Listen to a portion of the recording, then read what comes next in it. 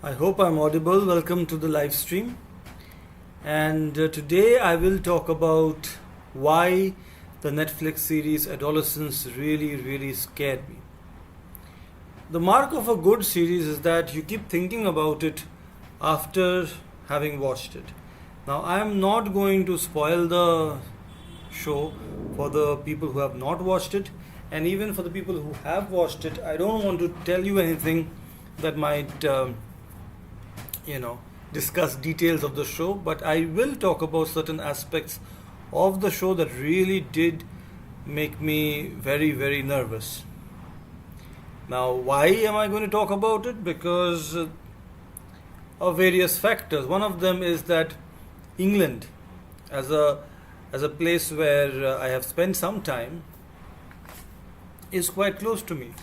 So when England is depicted in a certain manner, I do feel a bit nervous, primarily speaking, because when you have been to a place, you have lived in a place, and then it is shown on a big screen, or in the case of Adolescence, on a smartphone screen or a tablet screen. When you see a movie or a show shot in locations that are at least visually familiar to you, you develop a sense of kinship with that place or with that show.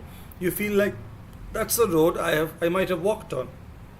Those are buildings I have seen. That's the kind of architecture I am familiar with. These are buildings I have been inside. And that is all there in Adolescence. So, more than that, the subject matter of the show talks about something quite dark. And I do want to think about it because there is a possibility that one might find a similar situation happening in your own neighborhood.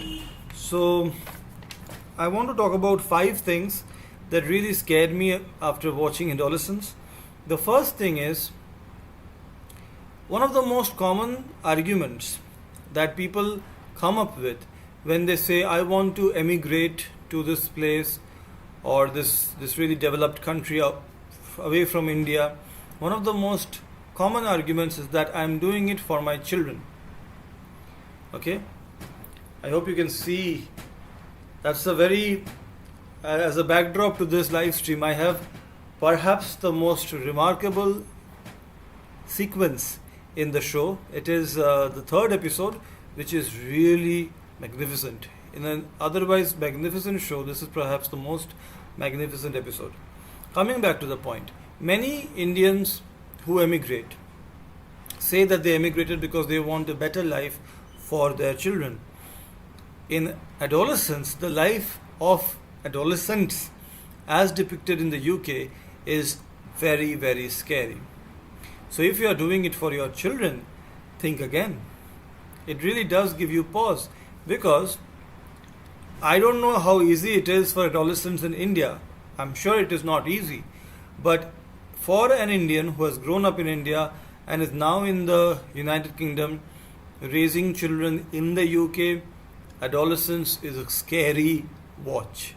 Because for many reasons. Reason number 1, of course, if you're living in the UK, there is a language barrier. Maybe not so much a language barrier, more of an accent barrier. To be fair, there are many United Kingdom accents that are difficult to understand even for people living in the UK for their entire life. I did participate in a Welcome to UK webinar where representatives from the General Medical Council helpfully pointed out that even people who have lived in the UK throughout their lives sometimes find certain accents very difficult to understand.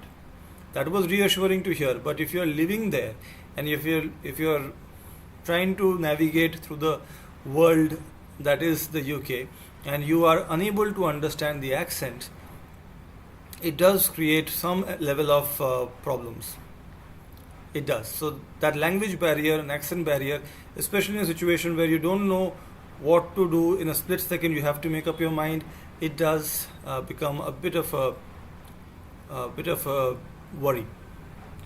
Next up, I feel that the cultural differences in the UK do takes some getting used to, especially the sense of sarcasm.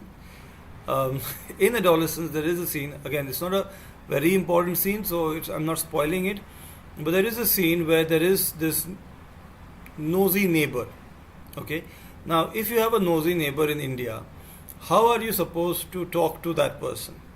You are probably going to say things like, "Please, this is मेरे घर का मामला है. Please don't let us handle this.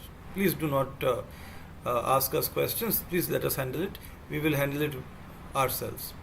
That can be a response, or there can be a full-on fight. In the UK, as depicted in Adolescence, when there is a nosy neighbor, the way the person interacts is, "Do you want a chair?" So somebody is peeping over their boundary wall and trying to understand what's going on in somebody else's backyard, and just looking from across the street. And the person who doesn't want to be looked at says, "Do you want a chair? Would you like a chair?" That is sarcasm. I'm sure the person who was at the receiving end of this understood that. But that's something which, unless you're aware of the sarcastic nature of certain people in the UK, which is quite common to be honest, you probably would think that this person is being really kind and offering a chair, except that was completely sarcastic. Next up, what I really understood while watching Adolescence is that in Adolescence, I felt for the first time that I am actually old. I know my age, and I know that I am now spring chicken, but I don't think I've watched a movie till now where I watched the life of teenagers or young people in their 20s and felt completely clueless. But in Adolescence, I actually felt clueless. Adolescents of today speak a language that I don't understand. It's English. It's the emoji language. I felt I understood how to use emojis, but it's a completely different world where even the color of certain emojis depict a certain meaning, which I had no clue about. I can watch Adolescence again just to understand the significance of the color used in certain emojis, which pretty much is universally known, but certainly not known to me. So I felt a generation gap with the current adolescent generation in Adolescence. That is something also which I think one really does worry about if one has to encounter raising adolescent kids in a culture that we are not familiar with, surrounded by people whose accents are difficult to understand. So that's also a factor which I really got scared by. The penultimate point I want to highlight is the difference in curriculum at school. Now, I want to say it with some pride that I remember stuff that happened in my school, and I remember the curriculum, and I don't remember a single subject that was taught with the help of video when I was in school, whereas in Adolescence the use of video is rampant. And also the curriculum in the UK is probably going to be similar to what I went through, because I was in a board that followed the Cambridge style of education, but still I don't know a single subject that was taught via video. And it seems like video is I don't know if it was just for the purpose of Adolescence the show, or it is actually a widespread practice in the UK, but school periods just seem to be students watching video and the teachers just instructing them to continue watching the video, which really does baffle me. And the last but by no means least point that I want to highlight, which really did scare me, is that when I think of adolescence in the United Kingdom, the image that pops up in my mind is that of students in Hogwarts. Now I understand Hogwarts is a magical college and it's a world of wizards, and it's not real, it's fiction, but the kind of dialogues people have, the kind of banter people have, both in the literary domain and in the cinematic depiction of life of adolescents in the United Kingdom, I felt is similar to what was shown in the Harry Potter movies and written in the Harry Potter books, as shown in the Hogwarts scheme of things. But I was in for a rude awakening when I watched Adolescence, where the life of adolescents in a school in the UK was depicted, which is quite rough. Okay, it's probably not as rough as the life shown in Moonlight, but close enough. And it really did wake me up. I when when I was preparing for MRCS and I was going through other people's journeys, how they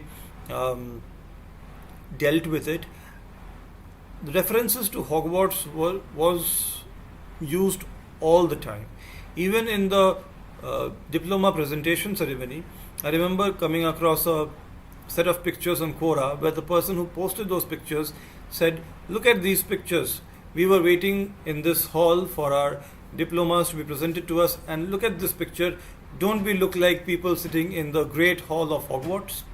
So references to Hogwarts rampant around the world. That's what we associate with school life in the UK. Except Adolescence has shown a very different picture of it, which, to be really honest, does give someone like me sleepless nights. And I know people who are raising children in the UK, and I would like to hear your thoughts about what challenges you might have to encounter.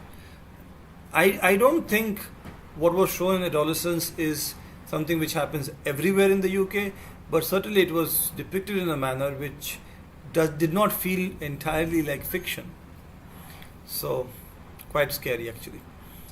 Thank you for watching this live stream, and I'll see you in the next one. Bye bye.